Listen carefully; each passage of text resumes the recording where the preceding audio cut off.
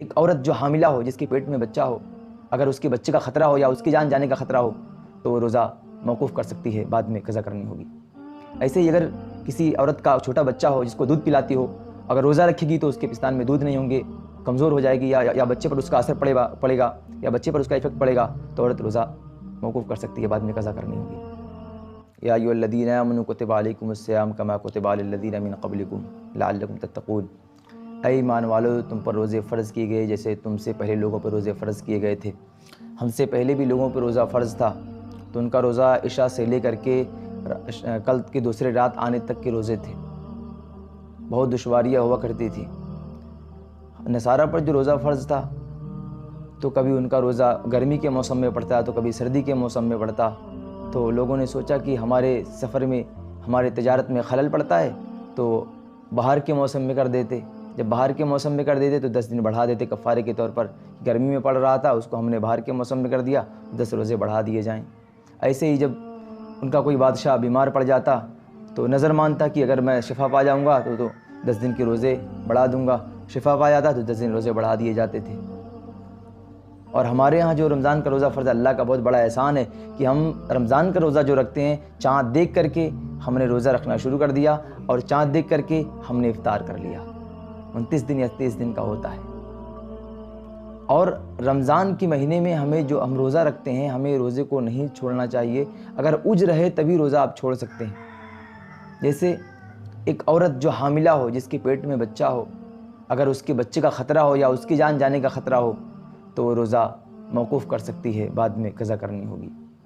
ایسے ہی اگر کسی عورت کا چھوٹا بچہ ہو جس کو دودھ پلاتی ہو، اگر روزہ رکھے گی تو اس کے پستان میں دودھ نہیں ہوں گے، کمزور ہو جائے گی یا بچے پر اس کا اثر پڑے گا یا بچے پر اس کا افیکٹ پڑے گا تو عورت روزہ موقوف کر سکتی ہے، بعد میں قضا کرنی ہوگی۔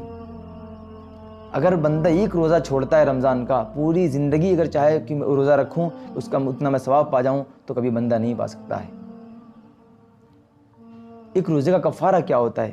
ایک شخص نبی پاک صلی اللہ علیہ وسلم کی بارگاہ میں حاضر ہوا اور عرض کیا، یا رسول اللہ، میں ہلاک ہو گیا، میں تباہ ہو گیا۔ کہا، کس چیز نے تجھے تباہ کر دیا، کس چیز نے تجھے ہلاک کر دیا؟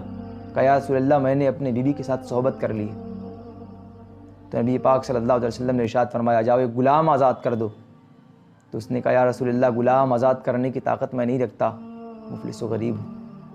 پھر آپ صلی اللہ علیہ وسلم نے فرمایا، اچھا اگر غلام تم آزاد نہیں کر سکتے تو جاؤ تم 60 دن روزے رکھو پے در پے۔ کہا، یا رسول اللہ، یہ بھی نہیں کر سکتا ہوں، روزے نہیں رکھ پاؤں گا، اتنی طاقت نہیں ہے۔ کہا، تم روزے نہیں رکھ پاتے، جاؤ 60 مسکینوں کو کھانا کھلا دو۔ کہا، یا رسول اللہ، یہ بھی طاقت نہیں رکھتا ہوں۔ پھر نبی پاک صلی اللہ علیہ وسلم کی بارگاہ میں حضور کا ایک ٹکڑا پیش کیا گیا تو آقا نے فرمایا، یہ لے لو، جا کر کے غریبوں میں تقسیم کر دو۔ کہا، یا رسول اللہ، دونوں مدینہ کے ان 2 سیاہ پہاڑوں کے بیچ سب سے زیادہ اگر کوئی غریب ہے، کوئی غربت کا شکار ہے تو میں ہوں، مجھ سے زیادہ کوئی غریب نہیں ہے۔ پھر آپ صلی اللہ علیہ وسلم نے ارشاد فرمایا، جاؤ تم اس کو لے جاؤ اپنے اہل و عیال میں بانٹ دو اور کھا لو۔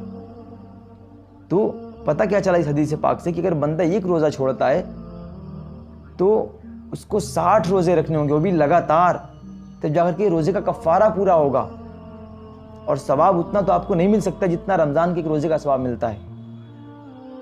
اور یہ جو حدیث میں نے آپ کو سنایا ہے کہ نبی پاک صلی اللہ علیہ وسلم نے ایک ٹوکری دیا، پھر کہا کہ جاؤ اپنے اہل و عیال میں بانٹ دو، یہاں پر حضور نبی پاک صلی اللہ تعالیٰ علیہ وسلم کا اختیار بھی ثابت ہوتا ہے، اور یہ ان کے لیے خاص تھا جو شخص نبی پاک صلی اللہ علیہ وسلم کی بارگاہ میں حاضر ہوئے تھے۔ تو ہمیں روزہ رکھنا چاہیے، روزے کو موقوف نہیں کرنا چاہیے اور بلا عذر روزے کو نہیں چھوڑنا چاہیے، ورنہ ہم گنہگار ہوں گے رمضان کے مہینے میں۔